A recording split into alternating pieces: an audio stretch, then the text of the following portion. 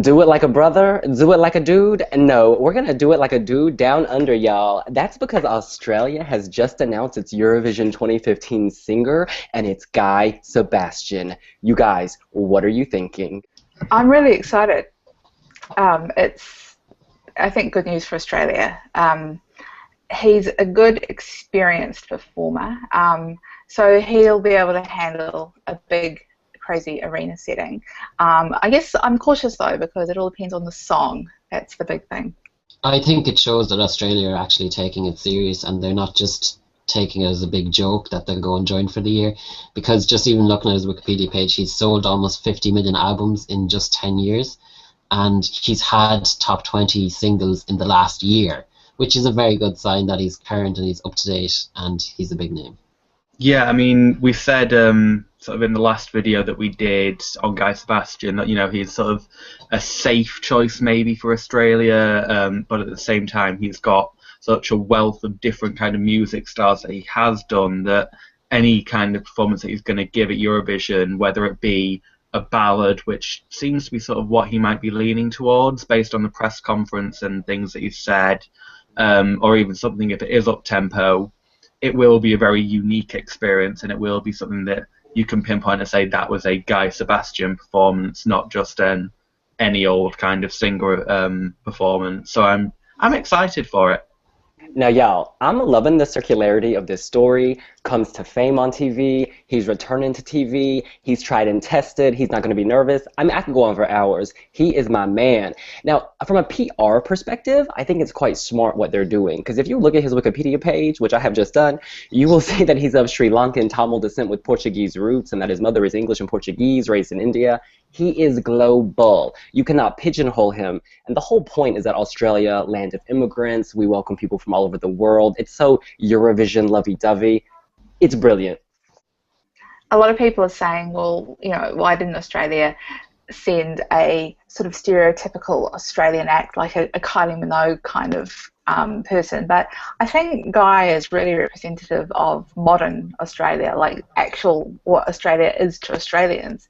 And the other thing to keep in mind is that SBS, the Australian broadcaster, it's sort of there for minority groups, community groups. So it's sort of in their mandate to have to show a large variety of different types of Australians. So that's right in there. He's a perfect person. And can I just say, ethnically ambiguous is in, it is fit, it is hot. He's going to get some points from me, y'all. And it ties in quite well with obviously the whole Jess Mauboy thing, because obviously she had her Aboriginal roots and things like that they were focusing on last year. So I think that it's a very clever idea, and he does a lot of charity work. He's performed at World Idol before, so he is obviously something he's used to doing the global stage. I think that he's just he seems like a very nice guy. I know that's nice guy and he's called Guy, but I think that's the truth. Like, he seems just like a nice person and somebody that you would think, actually, you know, I might just like his songs and it might encourage people to find some of his other work. Obviously, if his record label are helping to fund the whole thing, that's probably sort of where they're coming from and thinking about it. And he mentioned in his press conference that he doesn't know what he's singing yet, that it could come from his album that was released in November, that he could pen a new song. Have you guys done any research? What do you think he will do? There's a lot of talk on Twitter that on his latest album there's a song called Animal and Me, and the YouTube clip is 3 minutes and 5 seconds. So, and it's much more upbeat than what he sang during the press conference, and it's not a dreary ballad. And I think they're lying when they said they haven't picked the song, because like it's 2 weeks away from the deadline. They have to have some inkling as to what they're going to go with. Yeah, I think he'd actually be quite good choosing that, because there are a lot of ballads in the competition this year and a lot of female singers. So to have a male singer doing something that's a lot more up-tempo, then he's really going to be standing out. Although, the way Sweden's going, he might have some tough competition. I'm saying give me some Basim, take away some Bruno Mars, add a little Guy Sebastian. You know what I'm going for.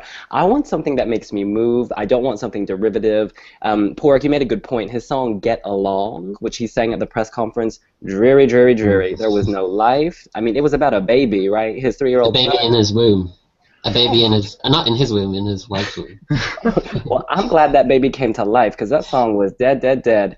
I like his number Like a Drug. It's too old to submit to Eurovision, but it kind of combines soul, jazz, dance, R&B, electronic. Like, he's very good at kind of doing something not middle of the road, but something that appeals to many people because it occupies a space between so many genres. It's a gift, y'all.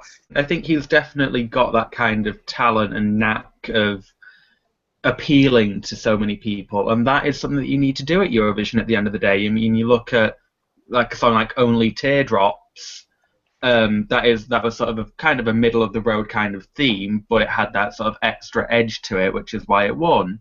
And again, you can go back to other songs, sort of like your fairy tale, even, a kind of middle of the road kind of idea. I'm in love with a fairy tale. We've heard it all before, but Ryback had the extra twist of the violin and stuff.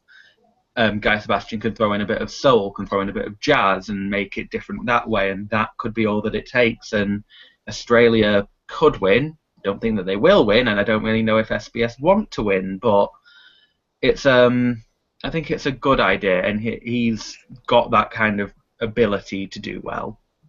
But it's all going to come down to the song, really, because every country, even if they send something really bad, they can rely on their neighbours to give them a few points to save them from embarrassment. Whereas Australia, they have all the cultural links with the UK, Greece, Ireland, but I don't know if Greece, UK and Ireland feel the same links to Australia as Australia feel with them. So they've no neighbours for the core votes at the start. So they're going to need a good song to do well. Do you guys think he's ready for the enormity of this? I mean, I know he knows that it's a big contest, but at one point he said, yeah, Eurovision cost $17 million. I'm like, honey, did you go to Baku? That stadium was 35 million euros. I'm sure he can handle it. I guess I'm just not sure if he's like aware of just how intense this experience is going to be. I think some of that was just Australian understatedness. Like, I think he does. He's just kind of being a cool dude, being a bit laid back. But the important thing is he's been performing for like over a decade. He's a really popular singer in Australia and has also performed internationally. He's done things like World Idol, so he has a lot of experience for performing in really big, monumental settings. So I think that side of things will be cool.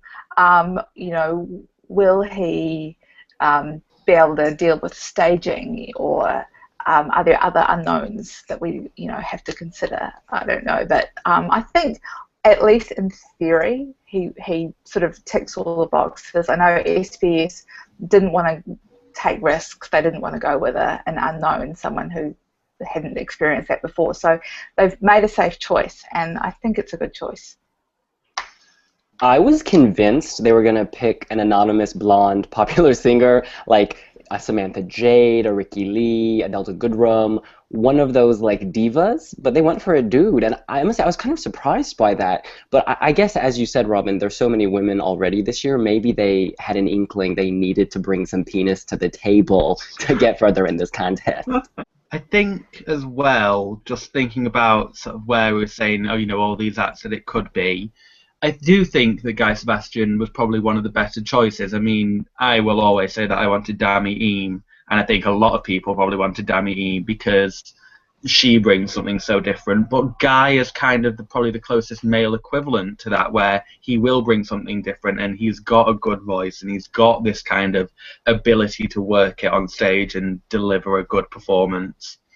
But I do think we always said, like, are Australia really in it to win it? That first video, they were like, oh, we hope to get into the top 10. Guy Sebastian is a top 10 artist for Eurovision. I don't think he's a winner of Eurovision. So, yeah, that's just my opinion, though. I mean, the fact that he was wearing a three-piece denim outfit suggests he's very likable. I mean, he's down to earth, right? Like, even though he's had this catastrophic rise to fame, he's still, like, of the people, and I think a lot of his appeal, yes, obviously he needs a good song, but part of his appeal, his X factor, will be that kind of guy next door who you want to sleep with appeal. Yeah. But I think Australia definitely want to win, because when they were referencing past acts, they were referencing Loreen, and then they were like, we did so great last year, we upped the bar and we're so great. And then they were talking about straight away what would happen if they did win and how it would be their show. And they were very, I think they're in it to win it. In the past, Australia's their Eurovision coverage has been a bit irreverent.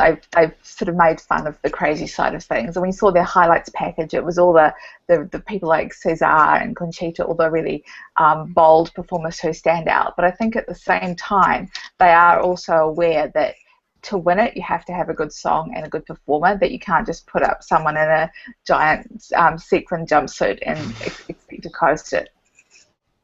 I thought one of the funniest moments of the presentation show is when the announcer said, you know, we're going to compete in the increasingly inaccurately called Eurovision Song Contest. That cheekiness is quite fun. But my question was this: do you think they did up the stakes with Jessica Mauboy? Because a lot of people thought she was out of tune. Yeah. Yeah, her the little clip they played just reminded me that she was pretty pitchy. I think she was really nervous. So they might have learned a lesson that someone like her, she's a really good singer, but she was kind of thrown by the enormity of the stadium when she actually got onto stage. So that might be why they've gone with Guy Sebastian. I think it was kind of a big learning point for them, because they sent her with a very stereotypical cliched Eurovision song with flying your colours and the flags, and then she was kind of overpowered by that, and they've probably taken a bit from it, that it's the song content and the actual song itself, and that there's no formula as such. I think one of the good things for Australia coming off the Jess Mauboy thing is that whereas a lot of broadcasters, if it was their debut year, they would be going into Eurovision completely blind. They're not. Like, they've had to deal with staging, they've had to deal with putting on a show.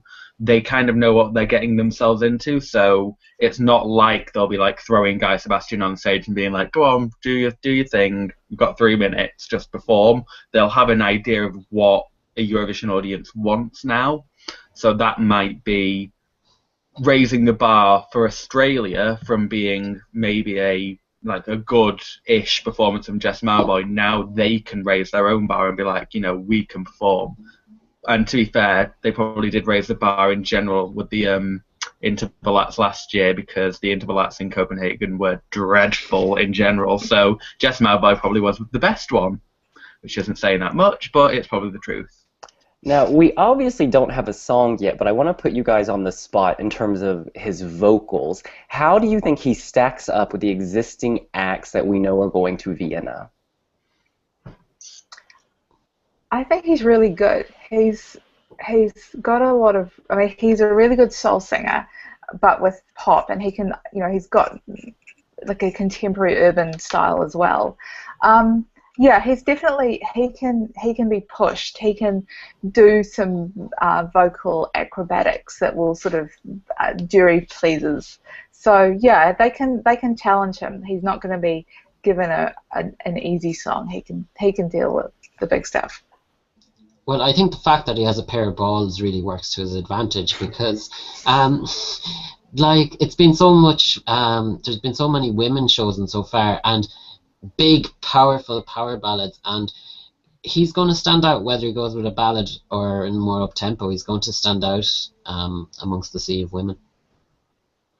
I think he does have a good voice. I think this year so far seems to have a lot of good vocalists. They are mostly the women, obviously, because we don't have that many men. We have only really got Anti-Social Media, we've got Uzari, you've got Stig Rasta. And he probably does have a better voice than the other guys. Might not have sort of like the same emotion that something like a Stig can portray in his song. And I think what will be key depends on who Sweden send, because it's probably either going to be Eric or Mance. And I think if he's up against Eric Sada, I think he'll really shine. If he's up against Mance Zermalov, maybe Mance will overshadow him a bit. So we've still got another 20 or so acts to be revealed and chosen, so we can't really say for definite whether or not he's going to be like the top guy, but he's certainly got a good shot of being in the top 3, I think. Well, he'll certainly be one of just a handful of guys. As you guys know, tonight Greece chose yet another screaming woman. She's a pretty one with the piano, but it's another power ballad, and I'm already sick of it. Well, that's what we think. What do you think? Let us know here on wiwibloggs and on our Facebook page, Tumblr, Twitter, Pinterest, @wiwibloggs. See you later. Bye!